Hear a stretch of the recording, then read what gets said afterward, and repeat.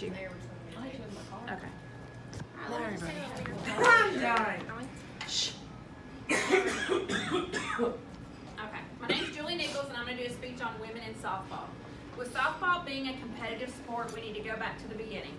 Softball for women began in 1895, the year Edgar Allan Hoover was born as one of our presidents, as well as Babe Ruth. Babe Ruth being one of the most all-time famous baseball players. Did you guys know that? Yeah. Yes. Oh, audience. In 1923, a rules committee was appointed to publish and circulate a standard set of rules. If you have these rules, if we didn't have these rules, where would we actually be? The committee was later enlarged to form the International Joint Rules Committee on Softball, which came to include representatives of a number of organizations that promote and sponsor softball. The Amateur Softball Association of America, organized in 1933, came to be recognized governing agency for promotion and control of organized national competitions. That's when it began. Over decades, softball became the new phrase, hardball. What do I mean by that? As the years go on, the league challenges you to go from changes of baggy pants, stick bats, stockings underneath your uniform to some of the most expensive uniforms you can buy or are sponsored by big companies like Nike.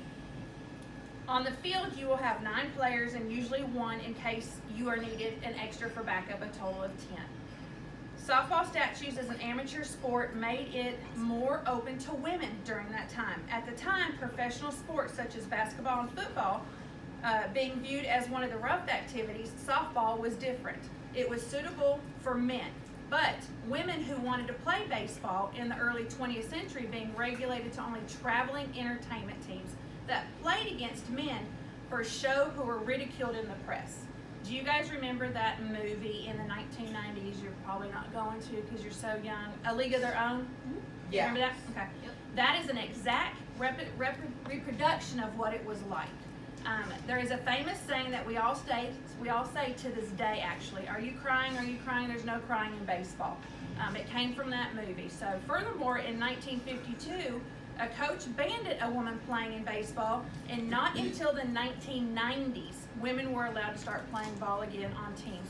However, the terminology was changed again during that time. It went from slow pitch to fast pitch softball. So, as the time was allowed and more changes in fast pitch happened, it became one of the most watched shows on TV, ESPN, etc.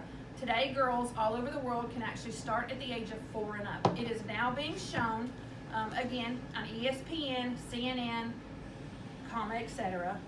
They're in the schools, I know I said etc. They're in the schools, and scholarships for colleges are actually being given out. Nevertheless, what I have learned within watching softball, as it becomes more competitive on the field, it also becomes more competitive in the stands. Parents are more for arguing than the true meaning of sportsmanship. When the game originated, it was a struggle to get others to buy into the notion that women can play too. Therefore, to see what is actually going on now is truly shocking. Let us be cognitive of the games and our players. So in the end, I actually say, I, being from a softball family, was taught kids have to play the game as their future depends on it. Realizing now that that's not the case. As well, parents nowadays have an understanding that it does not. Let slow pitch, fast pitch, or baseball just be that, a game, with sticks, stockings, and baggy pants again. The end.